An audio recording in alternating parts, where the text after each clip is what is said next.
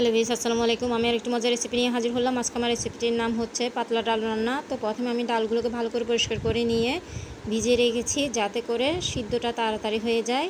আর ডাল ভিজিয়ে রাখলে কিন্তু সিদ্ধটা তাড়াতাড়ি হয়। তো দেখতে পাচ্ছেন ডালটা সিদ্ধ হয়ে গেল। এরপর আমি স্বাদ মতো লবণ দিয়ে ডালটাকে ঘুটিয়ে নিচ্ছি।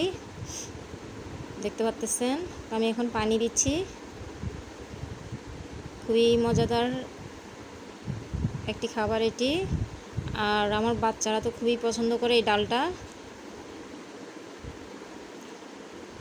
আর এই ডালটা বেশি রান্না করা হয় যখন আমার বাসায় হুজুরও ভাত খায় তখন। তো দেখতে পাচ্ছেন আমি হলুদ দিয়ে দিলাম 1 চা চামচ থেকে একটু বেশি, কারণ ডালের পরিমাণটা একটু বেশি তাই। দেখতেই পাচ্ছেন।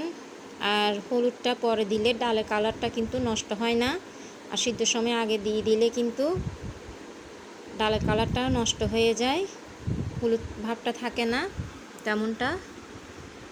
দেখতেই পাচ্ছেন ডাল সিদ্ধ করার সময় হলুদ দেওয়া যাবে না। তো এখানে আমি টমেটো কুচি দিলাম। দেখতে পাচ্ছেন ডালের কালারটা কতটা সুন্দর দেখাচ্ছে। পোলা পাতা দিচ্ছি। এখন আমি যেহেতু ডালটা হয়ে গেল, এখন আমি বেরেস্তা করে দিয়ে দিব। এখানে আমি 2 ধরনের তেল দিচ্ছি, সয়াবিন তেল প্লাস সরিষার তেল। দেখতেই পাচ্ছেন তেজপাতা দিচ্ছি। আর এইভাবেই কিন্তু আমি ডালটা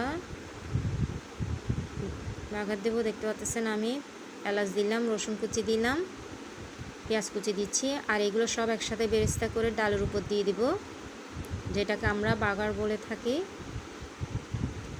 একটু নেড়ে চেড়ে দিচ্ছি। সুন্দর একটা ফ্লেভার আসবে এরকম করে ডালটা রান্না করলে।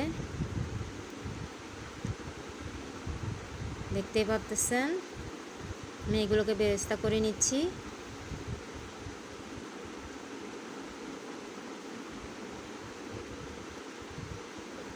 এখানে আমি গোটা পাঁচফোড়নটাও দেব।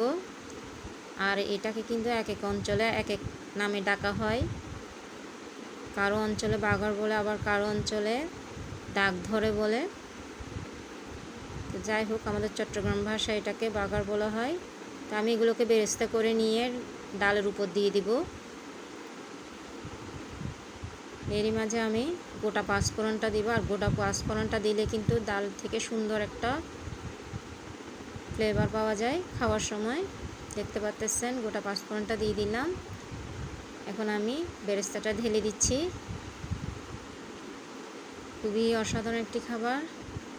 ধনিয়া পাতা কুচি দিয়ে দিলাম। তো দেখতে পাচ্ছেন মাশাআল্লাহ কতটা লোভনীয় দেখাচ্ছে। আশা করি আপনাদের সবার ভালো লাগবে। আচ্ছা, এতটুকুই রেখে দিলাম। তো দেখার জন্য সবাইকে ধন্যবাদ।